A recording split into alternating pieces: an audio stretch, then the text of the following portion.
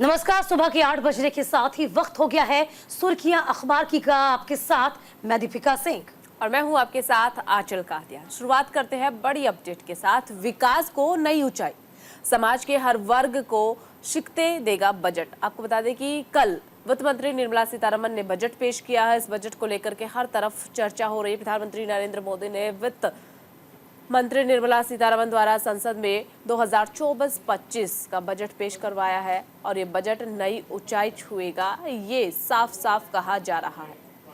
देखिए, आपको बता दें कि नई ऊंचाई छूने वाला बजट विपक्ष सत्ता पक्ष की ओर से कहा जा रहा है कि समाज के हर वर्ग को शक्ति देने वाला ये बजट है।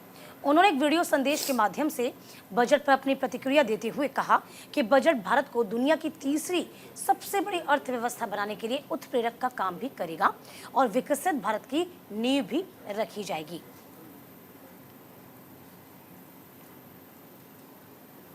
तो फिलहाल आपको बता दें, बजट को लेकर तमाम तरह की बड़ी बातें भी सामने आई हैं। चलिए आपको ये भी बताएंगे किस किस बजट से किस किस वर्ग को कितना फायदा भी पहुंचाया गया है। तो आप जान लीजिए कि यदि हम एग्रीकल्चर का जिक्र करते हैं तो एग्रीकल्चर में 1.52 लाख करोड़ सम्मान निधि नहीं है, लेकिन ये देखिए नए अवसर दिए गए हैं, लेकिन सम्मान निधि में कोई इजाफा नहीं हुआ है। यानी कि एग्रीकल्चर और उनसे जुड़े सेक्टर्स के लिए लगभग 1.52 लाख करोड़ रुपए दिए गए। नाबालिगों के लिए एनपीएस की सुविधा होगी। इसके अलावा आपको बता दें, युवाओं के लिए यदि हम बात करते हैं तो 2 लाख करोड़ की स्कीम की बात सामने आ रही है। इसके अलावा पहली बार जो जॉब करेगा उसके स्कीम लाई गई है, यानी कि ईपीएफओ में पहली बार रजिस्टर होने वाले एम्प्लॉयज़ को 1 महीने में सैलरी के बराबर यानी कि 15,000 रुपये से ज़्यादा नहीं 3 किश्तों में ट्रांसफर की जाएगी। ये बड़ी बातें हैं। इसके अलावा देखिए, सबसे ज़्यादा फायदा हम कह सकते हैं जो नए टैक्स रिजीम है ना, उस नए टैक्स रिजीम में कहीं ना कहीं थोड़ा सा फायदा, थोड़ी सी रेस्ट्रिक्शन देखने को हम कह सकते हैं आंचल मिली है। क्योंकि यदि हम नज़र दौड़ाएं तो आप ये देख पाएंगे कि जो नई टैक्स स्लैब है उसमें लगभग 7.75 लाख तक की इनकम टैक्स फ्री है। युवाओं के 2 लाख की नई स्कीम लाई गई है। ये तमाम बड़ी योजनाएं हैं, इस पर विचार विमर्श किया गया और इसी को कह सकते हैं बजट में एक अलग कह सकते हैं विकास के पथ पर कहने वाला इसे बजट करार दिया गया है। बिल्कुल। और न्यू टैक्स रिजिम के अलावा अगर जिक्र किया जाए तो बिहार और आंध्र प्रदेश को भी खास रियायतें इस बजट के दौरान मिली है, जिसे हमने देखा कि विपक्ष ने भी मुद्दा एक बना लिया है कि बाकी राज्यों के साथ भेदभाव किया जा रहा है, खाली आंध्र प्रदेश और बिहार ये 2 राज्य ही क्यों चुने हैं जिन्हें खासतौर पर रियायतें दी गई। दरअसल हमने बजट पेश होने से पहले वो चीजें भी सुनी थी, वो खबरें भी सुनी थी, सियासी गलियारों में किस तरीके से गूंज रहा था ये मुद्दा कि बिहार को एक विशेष राज्य का दर्जा प्राप्त होगा। तो सरकार की तरफ से साफ मना किया गया था। हम कह सकते हैं जो आपने जिक्र किया बिहार का, और वाकई बिहार और आंध्र प्रदेश को सौगातों से नवाजा गया है। इसका एक सीधा असर हम कह सकते हैं कि ये उनको एक गिफ्ट है। गिफ्ट कैसे? क्योंकि आपने देखा होगा कि किस तरीके से एनडीए को सहयोग किया, बीजेपी को सहयोग किया।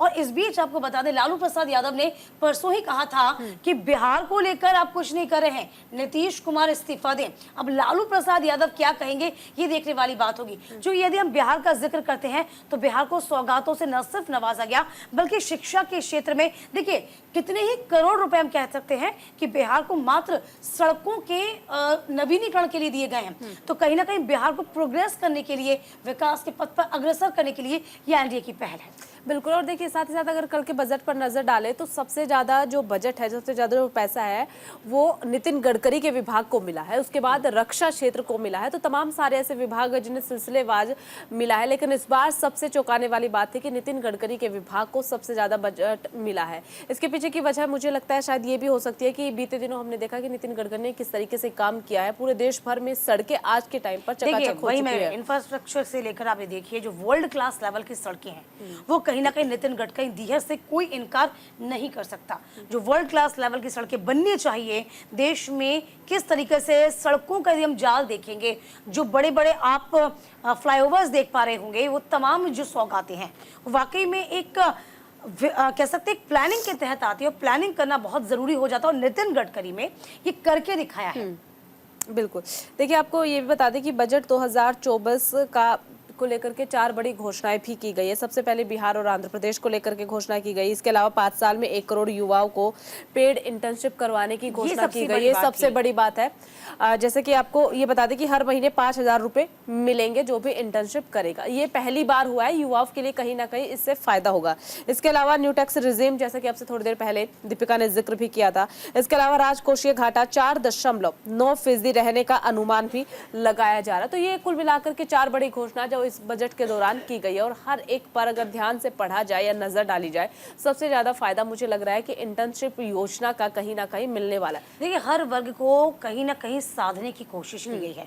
यदि हम किसानों के परिप्रेक्ष्य से बात करें, एमएसपी को हमेशा से लेकर कहा जा रहा था कि कानूनी अमली जामा पहनाया जाना चाहिए, जो वाकई में यदि देखा जाए प्रैक्टिकली पॉसिबल नहीं हो सकता।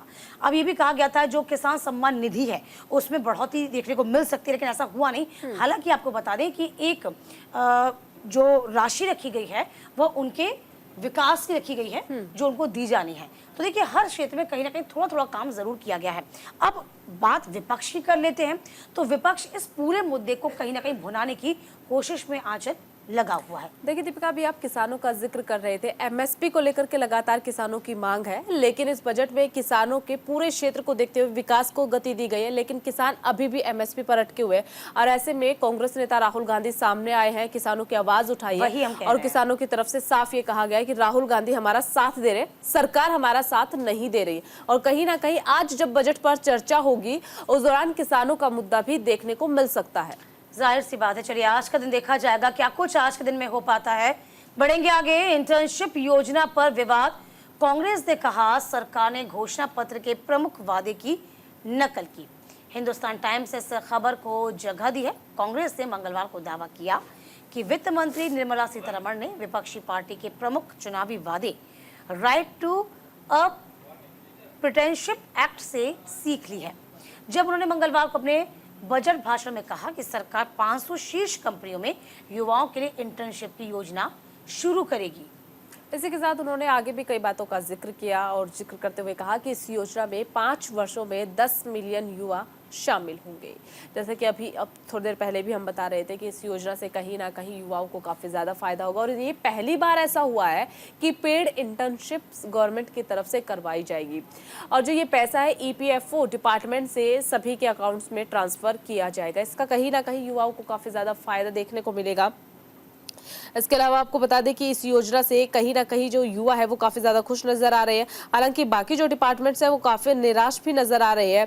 विपक्ष की तरफ से भी कई सारे सवाल उठाए जा रहे हैं। तो अगर इस इंटर्नशिप योजना को लेकर के अगर जिक्र करें, तो इंटर्नशिप योजना भी फिलहाल विवादों के घेरे में नजर आ रही है। कांग्रेस की तरफ से साफ सवाल उठाए जा रहे हैं इस योजना को लेकर के। देखिए, जाहिर सी बात है, इंटर्नशिप योजना पर विवाद हो रहा है। कांग्रेस ने कहा कि सरकार ने घोषणा पत्र के प्रमुख वादे की नकल की है, यानी कि जो कांग्रेस का घोषणा पत्र था, जो कांग्रेस ने अपने मैनिफेस्टो में शामिल किया था, उसकी नकल की गई है। अब जरा समझिए, क्योंकि आपने देखा होगा कि बजट से ठीक एक दिन पहले जो इकोनॉमिक सर्वे की रिपोर्ट आई थी, उसमें कहा गया था कि रोजगार के अवसर कम है। 7% जो था जीडीपी बनाने की बात की गई थी। 7% जीडीपी को बरकरार रखना है या फिर इससे आगे बढ़ते हैं तो 80 लाख नौकरियां देना बहुत जरूरी हो जाएगा, तब ये जो बैलेंस है वो बना रहेगा। अच्छा, इस बैलेंस को बरकरार करने के लिए पहले से ही कहा गया था, जब रिसर्च की गई, रिसर्च में पाया गया कि तमाम जो युवा हैं उनमें स्किल्ड का अभाव है। यहीं पर जो पॉइंट है वो सरकार ने पकड़ा है। सरकार ने कहा हम तमाम युवाओं को स्किल्ड उनको देंगे, यानी कि हम उनको कह सकते हैं कि उस योग्य बनाएंगे कि वो आगे काम कर पाए। इसी को लेकर कांग्रेस ने तमाम तरह के जो सवाल हैं वो खड़े किए। कहा कि कांग्रेस ने जी हमारे मैनिफेस्टो में शुमार था और आपने हमारे मैनिफेस्टो की नकल की है।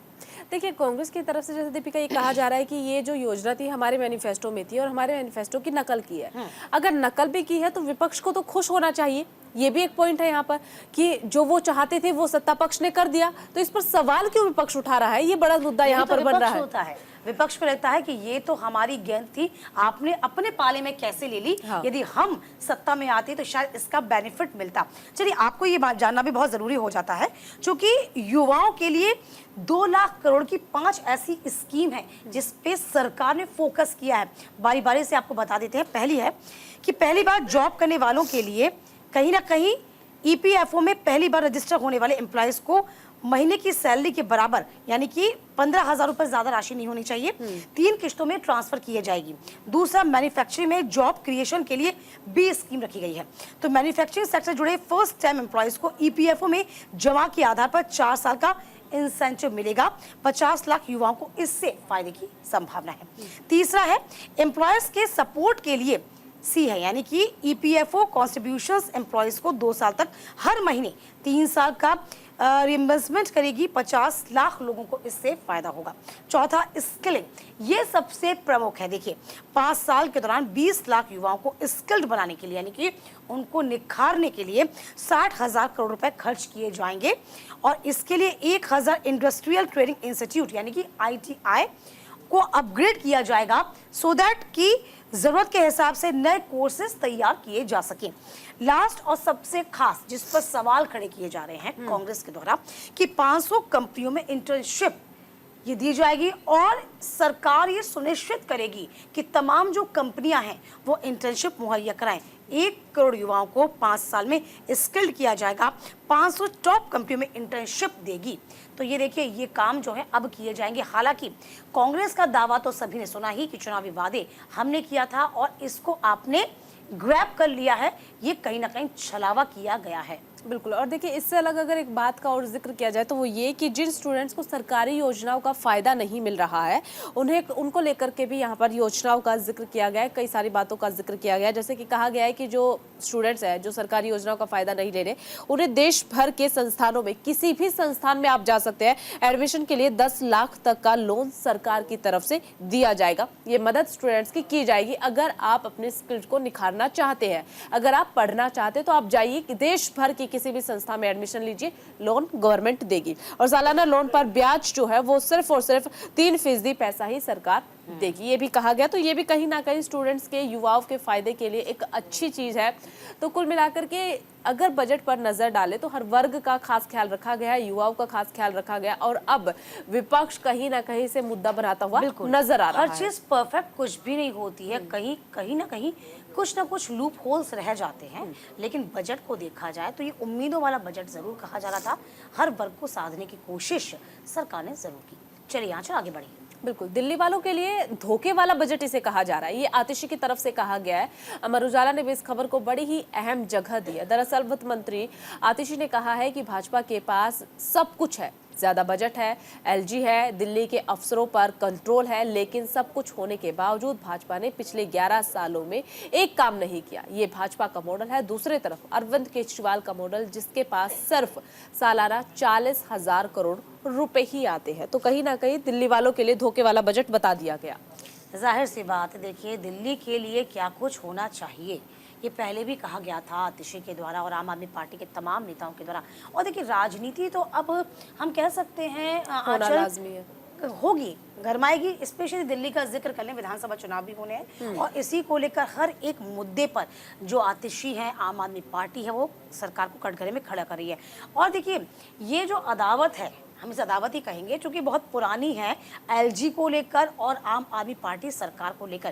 क्योंकि कहा जाता है कि जब भी दिल्ली सरकार कोई निर्णय लेती है तब LG बीच में आ जाती है। ब्यूरोक्रेसी पर हमारा कोई कमांड नहीं है, पुलिस पर हमारी कोई कमांड नहीं है, ये सब सेंट्रल के तरीके से चलते हैं, जो केंद्र चलाता है उस तरीके से काम करता है। तो दिल्ली के पास, दिल्ली की सरकार के पास अपना कुछ नहीं है, ये हमेशा से आम आदमी पार्टी कहती नजर आई है। अब बजट का जिक्र किया गया तो बजट में यही कहा गया कि देखिए, 40,000 करोड़ रुपए ही हमको मिलते हैं, यानी कि आम आदमी पार्टी को मिलते हैं, अरविंद केजरीवाल को मिलते हैं, दिल्ली सरकार को मिलते हैं। उसी पर ही दिल्ली वासियों की बेहतरी के लिए वो काम कर रहे हैं।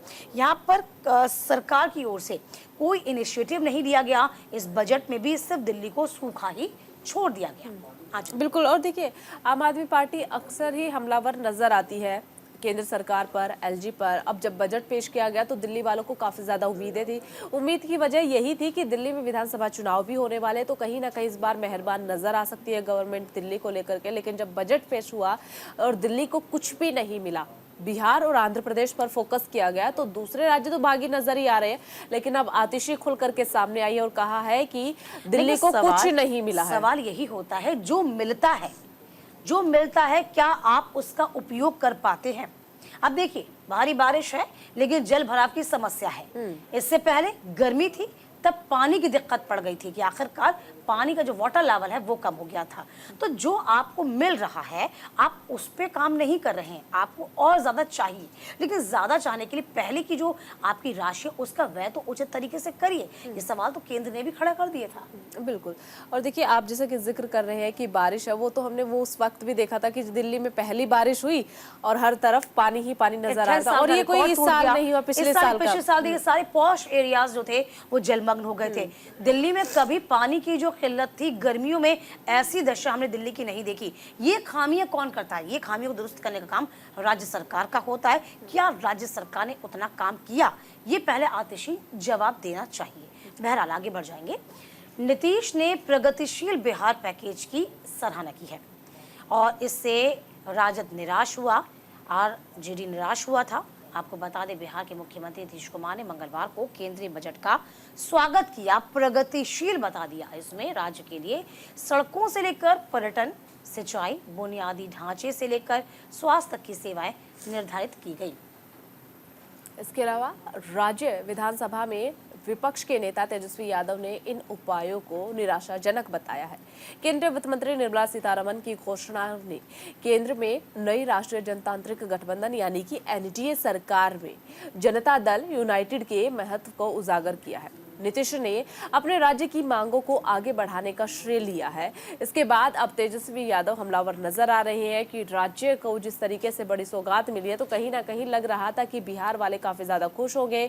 लालू यादव से सवाल किया जाएगा कि लालू यादव का तो साफ साफ बयान सामने आया था कि कुछ भी बिहार को नहीं मिला है। हर बार बड़े बड़े वायदे करके नीतीश कुमार सरकार तो बना लेते हैं, लेकिन सरकार बनने के बाद बिहार को अब तक दिया क्या है? अब स्पेशल पैकेज की यहाँ पर जब जिक्र होता है, बजट की घोषणा होती है और बिहार को कई सारी चीजों में काफी ज्यादा फायदा हुआ, तो अब तेजस्वी यादव अलग एंगल से मुद्दा भुनाने की कोशिश करते हुए नजर आ रहे हैं। देखिए, बिहार की चांदी हुई है बजट में, इस बात से इनकार नहीं किया जा सकता।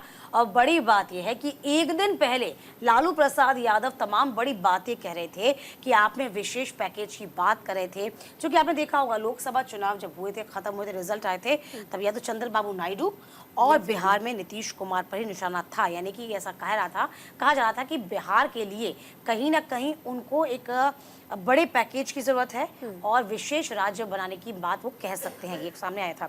और देखिए, इस हिसाब से देखा जाए तो अब कहें क्या करें क्या, ये कुछ समझ में नहीं आ रहा। तेजस्वी यादव ने इन उपायों को निराशाजनक बता दिया। हालांकि आप बिहार पे नजर दौड़ाएं तो आपको बता देते हैं कि क्या क्या बड़ी सौगातें जो बिहार को दी गई हैं वो बिहार में बजट की चांदी हुई है। एक्सप्रेस वे बाढ़ रोकने के लिए एयरपोर्ट, मेडिकल कॉलेज तक क्या क्या मिला है, ये तमाम बड़ी बातें आपको बता रहे हैं। 1100-500 करोड़ रुपए आवंटित किया जाएगा, वित्तीय समर्थन दिया जाएगा।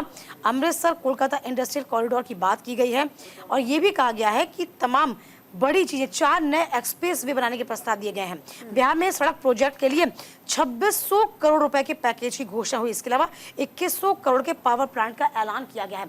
अब देखिए, तमाम बड़ी बातें, हम कह सकते हैं गिफ्ट है, क्योंकि बिहार में जिस तरीके से लोकसभा चुनाव के नतीजे आए उससे एनडीए बीजेपी गदगद नजर आई और इससे कहीं ना कहीं नीतीश बाबू का जो लेवल है वो अप भी नजर आया। बिल्कुल, और उसी का फायदा अब कहीं ना कहीं बिहार को मिला है। लेकिन तेजस्वी यादव इससे निराश क्यों है, ये समझ नहीं आ रहा। क्या तेजस्वी यादव चाहते नहीं थे कि अब बिहार का विकास हो?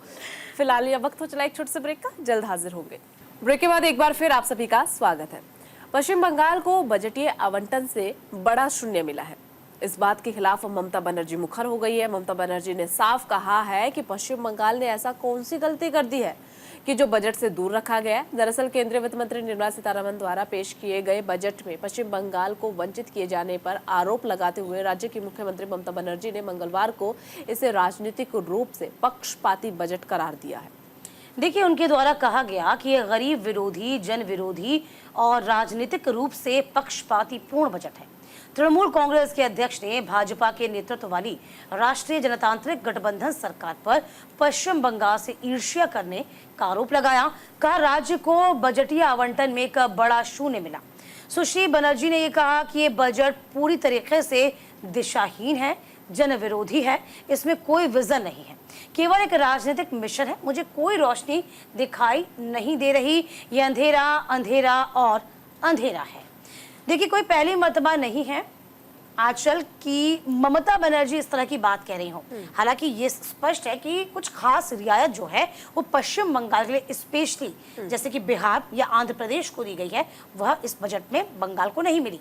लेकिन अपने हिस्से के पैसे की बात, यानी कि अपने हिस्से की जो राजस्व की बात है, वो हमेशा से कहती है ममता बनर्जी। उस पे आरोप भी हमेशा सेंट्रल गवर्नमेंट पे लगाती आई हैं। आपको भी याद होगा कई मर्तबा दिल्ली के चक्कर लगा चुकी हैं। कहती हैं कि जो हमारे हिस्से का पैसा है, जो केंद्र के साथ द्वारा मैसर करवाया जाता है, मुहैया करवाया जाता है, वह पैसा हमें समय समय पर केंद्र सरकार नहीं देती। अब ये दुख दुगना हो गया, क्योंकि यहाँ पर उनको लगा कि इस बजट में कुछ ना कुछ रियायत मिलेगी, कुछ ना कुछ पश्चिम बंगाल के लिए होगा, उनके लिए होगा, लेकिन ऐसा हुआ नहीं। तो जाहिर सी बात है जो गुस्सा है वो लाजमी है। बिल्कुल। और देखिए ये भी कहा गया है कि जो ये बजट है, इस बजट को अगर ध्यान से देखा जाए तो पश्चिम बंगाल के लिए दूर दूर तक कहीं पर भी रोशनी नजर नहीं आ रही, हर तरफ अंधेरा ही अंधेरा नजर आ रहा है। इतना ही नहीं बल्कि दिल्ली पहुंची थी ममता बनर्जी, वहां पर मीडिया से बातचीत करते हुए उन्होंने कहा है कि कुल नतीजा सिर्फ यही है कि बंगाल को लगातार प्रताड़ित किया जा रहा है। सुरक्षाएं जो है या फिर बजट जो है, लाभ जो है, उन सब से दूर रखा जा रहा है, वंचित रखा जा रहा है। इतना ही नहीं बल्कि उन्होंने ये भी कहा है कि अभिषेक बनर्जी ने संसद परिसर के बाहर कहा, आपने देखा कि कैसे बंगाल को इससे भाजपा सरकार द्वारा लगातार वंचित रखा गया। क्या बंगाल से 12 भाजपा सांसदों के चुने जाने का कोई भी सकारात्मक परिणाम नहीं है। देखिए सबसे बड़ी बात है कि मात्र पश्चिम बंगाल से 12 सांसद है जो कि भाजपा के चुने गए हैं, उसके बाद भी पश्चिम बंगाल को कुछ नहीं मिलना। तो सवाल यहाँ पर उठना लाजमी है कि 12 सांसद आपके हैं, उसके बाद भी पश्चिम बंगाल को कुछ क्यों नहीं मिल रहा है। इससे पहले भी हमने कई बार देखा है कि ममता बनर्जी हर बार यही आरोप लगाती रही है केंद्र सरकार पर कि पश्चिम बंगाल के लिए कुछ नहीं किया जाता है। पश्चिम बंगाल को बल्कि ये कह दिया जाता है कि राज्य सरकार की वजह से वहां पर कानून व्यवस्था सही नहीं है, हिंसा भड़क रही है, राज्य गवर्नमेंट कुछ कर नहीं रहे। जब केंद्र साथ नहीं देगी तो राज्य गवर्नमेंट कुछ करेगी कैसे। बिल्कुल जाहिर सी बात है। आपने देखा होगा पश्चिम बंगाल में यदि हम टीएमसी का और यदि बीजेपी का विरोध देखते हैं तो हर पैमाने पर, चाहे कोई चुनाव हो या फिर कोई आयोजन हो, धार्मिक आयोजन क्यों ना हो, आपस में हमेशा भिड़ जाते हैं। इसको लेकर जो दुख होता, तकलीफ ममता बनर्जी की हमेशा बनी हुई है कि ममता बनर्जी ये कहती हैं कि बीजेपी सेंट्रल जो है वो कभी हमारा सहयोग नहीं करता है। तमाम तरह के आरोप ममता बनर्जी लगाती हैं। और देखिए आपको याद हो, जो सेंट्रल ने कोई भी आदेश पारित किया हो, मजाल है जो पश्चिम बंगाल उसे लागू करने की बात करो, सीए की बात कर लीजिए, एनआरसी की बात कर लीजिए, इसके अलावा नई शिक्षा प्रणाली की बात कर लीजिए, इन तमाम जो योजनाएं हैं उनका विरोध हमेशा से ममता बनर्जी करती आई हैं। ममता बनर्जी पहली मर्तबा, जैसा कि हम पहले भी कह रहे हैं कि पहली मर्तबा नहीं है जो आरोप लगा रही हैं, इससे पहले भी ममता बनर्जी हमेशा कहती आई हैं जो हमारे हिस्से का पैसा है वो कभी भी केंद्र सरकार नहीं देती। केंद्र सरकार का ये कहना होता है कि आप कितनी मर्तबा भी आइए, आपका स्वागत है दिल्ली में, लेकिन आपके हिस्से का पैसा हम हमेशा से मयस्सर करवा रहे हैं, लेकिन आप उसका इस्तेमाल कहाँ कहाँ कर रहे हैं ये भी आप जनता को बताइए ना। बिल्कुल। और यही वजह है कि कहीं ना कहीं इस बार बजट में वंचित रखा गया। हालांकि अगर नजर डालें तो बिल्कुल वंचित नहीं रखा गया। कुछ कुछ चीजें हैं जो कि पश्चिम बंगाल को दी गई है, जो कि पश्चिम बंगाल के हित में आगे जाकर के रहने वाली है। लेकिन ममता बनर्जी अब मुद्दा बनाने की कोशिश यहाँ पर कर रही है और सीधे सीधे आरोप केंद्र सरकार पर लगाती हुई नजर आ रही है। अब इस सभी सवालों पर क्या कुछ जवाब केंद्र सरकार की तरफ से दिया जाता है, इस पर नजर फिलहाल रहेगी। देखिए आज का जो दिन है बड़ा गहमा गहमी वाला होगा संसद में, चूंकि विपक्ष इस वक्त बिल्कुल हमलावर है। चूंकि आपने देखा बजट को लेकर विपक्ष खुश कतई नहीं। अब देखना ये होगा कि सत्र किस तरीके से चल पाएगा। चलिए आगे बढ़ जाएंगे।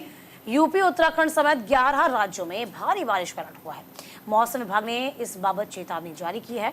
अमर उजाला सहित तमाम अखबारों ने जगह दी। सावन आते ही दिल्ली एनसीआर में भी मानसून मेहरबान हो गया है। मंगलवार को भी दिल्ली व आसपास के कुछ इलाकों में झमाझम बारिश हुई, जबकि कुछ इलाकों में बादल छाए रहे हैं, ठंडी हवाएं चलती रही है। बंगाल की खाड़ी का अगर जिक्र करें तो बंगाल की खाड़ी में बना है निम्न दबाव कुछ राज्यों के लिए खतरनाक साबित हो रहा है। इनमें गुजरात, महाराष्ट्र भी शामिल है। महाराष्ट्र का जब जिक्र करते हैं तो हमने देखा बीते दिनों तस्वीरें सामने आई कि किस तरीके से गेटवे ऑफ इंडिया के पास भी पानी पहुंच गया था और हालात काफी ज्यादा खतरनाक वहां पर नजर आ रहे थे। आसपास जो स्टॉल्स लगी हुई थी, जो दुकानें थी, वो पूरी तरीके से क्षतिग्रस्त हो चुकी थी। और न केवल महाराष्ट्र बल्कि गुजरात में भी बाढ़ जैसी स्थिति बनी हुई है। कई जगहों पर तो गांव कस्बे नजर ही नहीं आ रहे, हर तरफ पानी ही पानी नजर आ रहा है। एयरलिफ्ट करके रेस्क्यू लोगों को किया जा रहा है। तस्वीर जरा आप देखिए, ये तस्वीर हम गुजरात की दिखा रहे हैं आपको। गुजरात की तस्वीर आप देखिए, गुजरात की तस्वीरों में आप देख पाएंगे किस तरीके से जगह जगह आप नजर दौड़ा लीजिए, हर जगह आप देखेंगे तो पानी ही पानी बना हुआ नजर आएगा। बाढ़ के हालात इस वक्त गुजरात में हैं। उत्तर प्रदेश, उत्तराखंड समेत 11 ऐसे राज्य हैं जिसमें भारी बारिश की चेतावनी जाहिर की गई है। लगातार दूसरे दिन आपको बता दें, दिल्ली के आसपास के इलाकों में लगातार बारिश है। गुजरात इस वक्त एपिक सेंटर बना हुआ है, चूंकि आप देख पा रहे हैं गुजरात में नदियां उफान पर हैं। 47 सड़कें बंद हो चुकी हैं। जहां भी आप नजर दौड़ाएंगे वहां गुजरात में आपको पानी ही पानी नजर आएगा। तो फिलहाल देखिए, चूंकि निम्न दबाव बन रहा है और इस निम्न दबाव के चलते तमाम जो आसपास के राज्य यानी कि जो कोस्टल एरियाज हैं, हम उसको कह सकते हैं, चाहे वो गुजरात हो या फिर महाराष्ट्र हो, वहां पर बारिश का सिलसिला बदस्तूर जा रही है। और देखिए, जब भी हम मुंबई का जिक्र करते हैं और स्पेशली मॉनसूनी वेदर में मानो सड़कें जलमग्न हो जाती हैं और ये मुंबई के पहिए मानो थम से जाते हैं। तो फिलहाल राहत अभी मिलने वाली नहीं है। 11 राज्यों में अलर्ट है। और यदि हम आज दिल्ली एनसीआर की बात करें तो हम भी सुबह किस तरीके से आए हैं, देखिए झमाझम बारिश हो रही थी और मौसम सुहावना हो गया। ये दिल्ली वासियों के लिए अच्छी खबर है, लेकिन तमाम जो दूसरे राज्य हैं जैसे कि गुजरात हो गया, महाराष्ट्र हो गया, उनके लिए थोड़ी मुसीबत जरूर है। लेकिन देखिए, आईएमडी की तरफ से दिल्ली एनसीआर के कुछ इलाकों को लेकर के येलो और रेड अलर्ट जारी कर दिया है। यानी कि फिलहाल तो झमाझम बारिश हो रही है, मौसम अच्छा हो रहा है, चाय पकौड़ों का मौसम है, लेकिन आगे आने वाला वक्त जो है वो काफी ज्यादा खराब भी हो सकता है। आईएमडी ने पहले ही चेतावनी दिल्ली एनसीआर के लोगों के लिए जारी कर दी है। बिल्कुल, तो सावधान रहिए, सतर्क रहिए और बारिश का लुत्फ आप उठाइए, लेकिन थोड़ी सावधानी के साथ। चलिए आगे बढ़ते हैं। आंध्र प्रदेश को अमरावती के निर्माण के लिए 15,000 करोड़ रुपए, इसके अलावा पोलावरम के लिए सहायता मिली है। द हिंदू ने भी इस खबर को बड़ी ही अहम जगह दी है। केंद्र सरकार कई परियोजनाओं में आंध्र प्रदेश की मदद करेगी। इस साल आंध्र प्रदेश को 15,000 करोड़ रुपए की सहायता केंद्र की तरफ से दी गई है। देखिए, केंद्र में अमरावती में बनने वाली जो नई राजधानी के लिए भी सहायता का ऐलान किया गया। देखिए, हम पहले से ही जिक्र कर रहे हैं इस बजट में, यदि हम दो राज्यों को सीधे सीधे देखते हैं तो उसमें बिहार और आंध्र प्रदेश का नाम सामने आता है, जिसको सीधा सीधा और बड़ा फायदा दिया गया है। यहाँ पर आंध्र प्रदेश को आपको बता दें कि अपग्रेड करने के लिए कहीं ना कहीं उनको नई परियोजनाओं के साथ साथ नई परियोजना उनके लिए आ जाएंगी। इस साल आंध्र प्रदेश को 15,000 करोड़ रुपए सहायता के तौर पर प्रदान किया जाएगा और ये कहीं ना कहीं आंध्र प्रदेश के विकास के लिए बहुत अच्छा होगा। इसी के साथ केंद्र ने अमरावती में बनने वाली नई राजधानी, दरअसल कई दिनों से इस चीज को लेकर के चर्चाएं चल रही है कि आंध्र में एक नई राजधानी के लिए लगातार आंध्र प्रदेश की तरफ से मांग भी की जा रही थी। मांग तो आंध्र प्रदेश की तरफ से एक विशेष राज्य के दर्जे की भी की जा रही थी, जो कि नहीं मिला है। लेकिन बजट में कहीं ना कहीं आंध्र प्रदेश का और बिहार का खास ख्याल रखा गया है। यही वजह है कि बाकी राज्य जो है वो विरोध के सुर उठा रहे हैं कि हमारे साथ भेदभाव हुआ है। अब सहायता राशि देने का ऐलान कर दिया गया है। आपको बता दें कि आंध्र प्रदेश को मात्र ऐसा राज्य है जिसे 15,000 करोड़ रुपए की परियोजनाओं की राहत राशि का ऐलान केंद्र सरकार की तरफ से दिया गया है। जाहिर सी बात, देखिए अब ये पूरा मामला राजनीतिक रंग तो लेगा ही लेगा, चूँकि जाहिर सी बात है तमाम राज्य हैं, जैसे कि आपने देखा बिहार का हमने जिक्र तो किया था जिसको फ़ायदा हुआ है, आंध्र प्रदेश को फ़ायदा हुआ, दिल्ली का जिक्र किया गया जहाँ पे आतिशी जो आम आदमी पार्टी की मंत्री है वो भड़की नजर आई थी। इसके अलावा पश्चिम बंगाल का हम जिक्र कर लेते हैं, ममता बनर्जी अलग भड़की नजर आई थी। उन्होंने कहा था कि देखिए अंधेरा ही अंधेरा हमें नजर आ रहा है, इस बजट में पश्चिम बंगाल के लिए कुछ भी नहीं किया गया। जाहिर सी बात है तमाम जो राज्य हैं जो बीजेपी शासित नहीं है, लेकिन उनको भी कहीं ना कहीं इस बात का दुख हो रहा है कि हमारे लिए कुछ नहीं किया गया। फिलहाल जिन राज्यों के लिए किया गया उसकी बात भी हम आपको समझा रहे हैं और कहा जा रहा है कि आज का जो चर्चा के लिए वक्त दिया जाता है 24 घंटे का वक्त होता है। अब देखना ये होगा कि चर्चा में आज निकल के क्या सामने आएगा। हंगामेदार रहने के आसार इस सत्र के और आज के दिन रह सकते हैं, इसमें कोई अतिशयोक्ति नहीं। बिल्कुल यही वजह है कि बीते दिन INDIA ब्लॉक ने मल्लिकार्जुन खड़गे के आवास पर बैठक की और रणनीति तैयार कर ली है कि कौन कौन से ऐसे पॉइंट्स है, कौन कौन से ऐसे मुद्दे हैं, कहां पर बजट में क्या कमी रही है, वो सारे पॉइंट्स नोट डाउन कर लिए गए हैं विपक्ष की तरफ से पहले ही। और आज एक बार फिर से 11 बजे जब संसद की कार्रवाई शुरू होगी उससे पहले भी बैठक है विपक्ष की, जिसमें बाकी और पॉइंट्स पर भी एक बार नजर डाली जाएगी। वही पॉइंट्स यहाँ संसद में उठते हुए नजर आएंगे।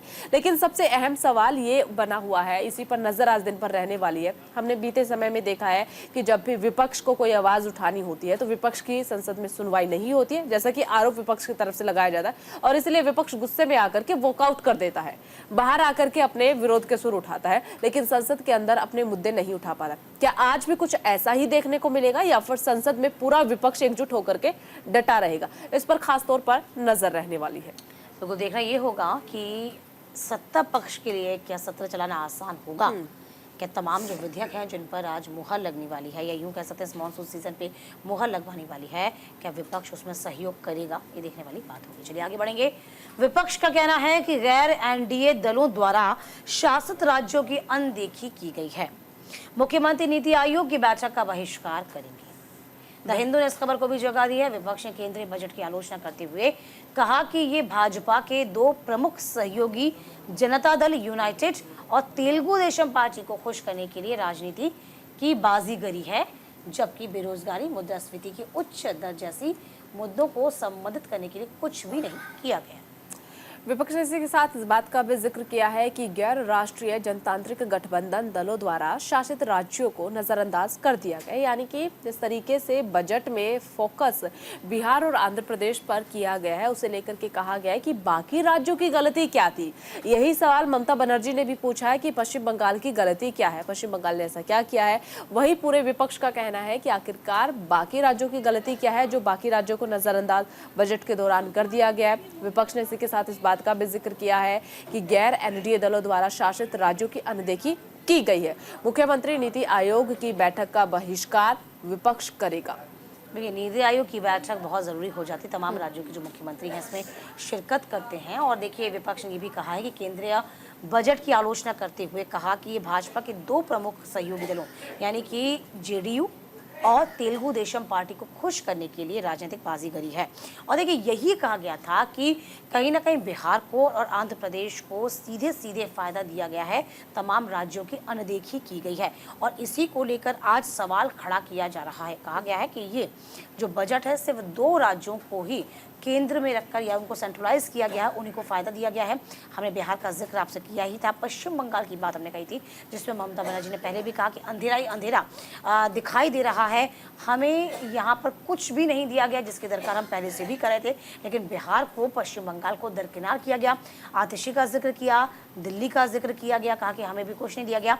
यहाँ पर यदि हम दिल्ली की बात करते हैं तो सिर्फ और सिर्फ एलजी की चलती है और ब्यूरोक्रेसी को भी अपने हाथ में सेंट्रल रखा हुआ है। तो हमारे पास खुद की सरकार चलाने के लिए कुछ भी नहीं है, ऊपर से आपने बजट में हमारे लिए कुछ भी नहीं रखा है। तो फिलहाल हम यही कह रहे हैं कि सत्र जो है अब आंचल और भी ज़्यादा हंगामेदार हो जाएगा इस बजट के आने के बाद। बिल्कुल।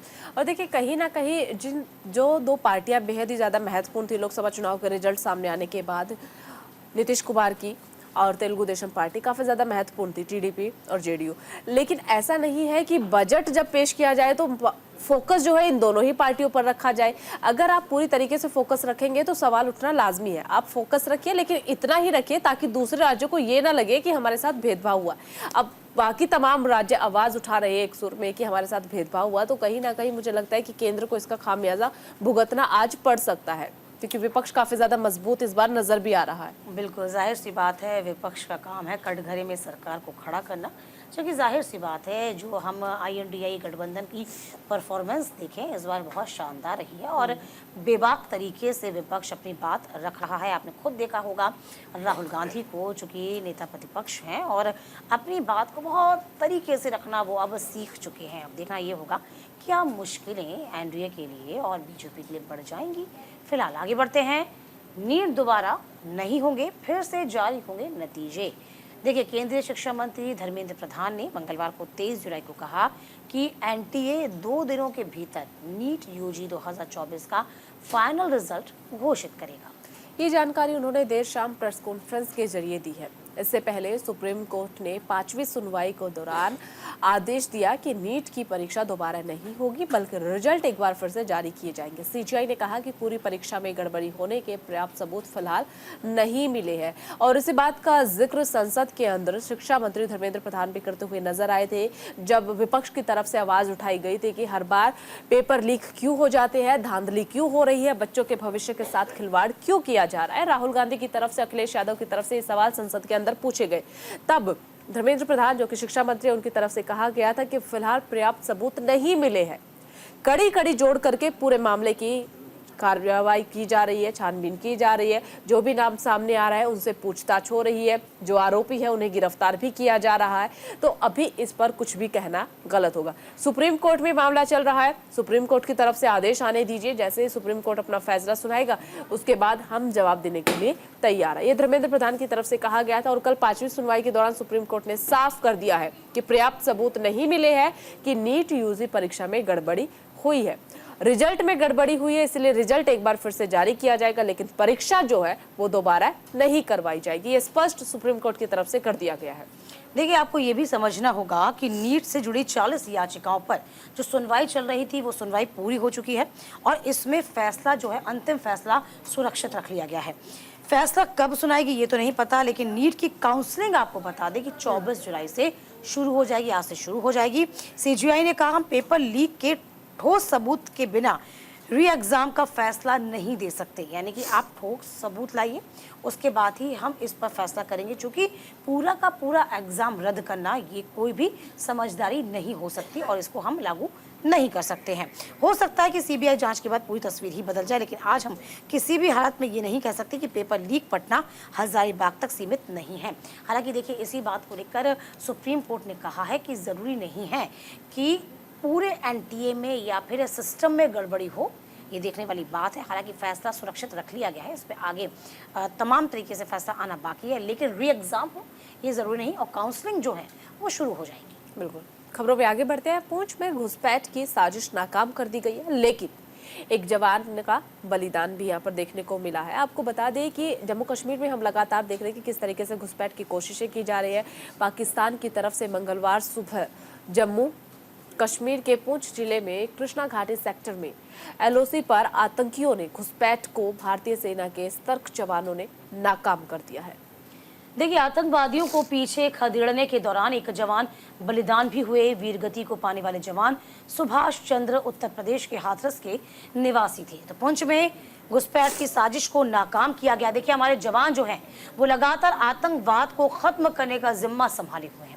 पिछले कुछ महीनों से आपने देखा होगा जो आतंकवाद की घटना है वो घाटी में लगातार बढ़ती जा रही हैं और थोड़ी चिंता की बात तब ज़्यादा आ जाती है। यूँ कह सकते हैं चिंता की बात तब थी जब जो आतंकवादी हैं जिनको मार गिराया गया था उनके पास से अत्याधुनिक हथियार बरामद किए गए थे। कहा जा रहा था कि ये जो हथियार उनसे मिले हैं वो कहीं ना कहीं अमेरिका से बने हुए हथियार हैं। जो अमेरिका अफगानिस्तान को छोड़ के चला गया था तब वो हथियार वहाँ जो जखीरा था वहाँ रह गया था और ये हथियार पाकिस्तान ने तालिबान से खरीदे।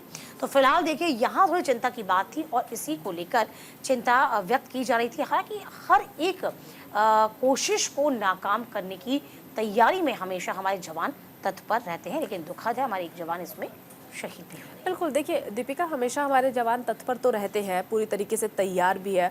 अब रक्षा मंत्रालय की तरफ से हमेशा पूरी तरीके से तैयारी की जाती है कि किस तरीके से आतंकियों को पकड़ना है, उनकी कोशिशों को नाकाम करना है। लेकिन बड़ा सवाल यहाँ पर ये बन रहा है कि बड़े बड़े दावे किए गए थे कि धारा 370 जब हट जाएगी तो जम्मू कश्मीर में घाटी में शांतिपूर्ण माहौल होगा, वहाँ पर इस तरीके की घटनाएं नहीं होगी। लेकिन एक बार फिर से हम देख रहे हैं, कुछ वक्त तक तो इन सभी घटनाओं पर रोक लगी थी, लगाम लगी थी, लेकिन एक बार फिर से अचानक से हम देख रहे हैं हम ऐसा समझ सकते हैं आंचल कि जब धारा 370 को हटाया गया जो बहुत लाजमी था, हाँ। क्योंकि जम्मू कश्मीर हमारा अभिन्न अंग है, उसको मेन स्ट्रीम में लाना था और वो हम लेकर भी आए, सरकार लेकर भी है, इसकी हम इसको तारीफ करेंगे।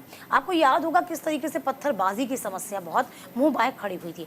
अब जो आतंकवाद की जो घटना है एकदम से बढ़ गई है। इसके पीछे जो आशंका है वो ये जाहिर की जा रही है कि विधानसभा चुनाव भी होने हैं जम्मू कश्मीर में, और इन चुनावों को लेकर कहीं ना कहीं आतंकवादी नहीं चाहते कि इस पे चुनाव हो और आतंक का पर्याय जम्मू कश्मीर बना रहे। ये कोशिश हमेशा आतंकवादियों की रहती है।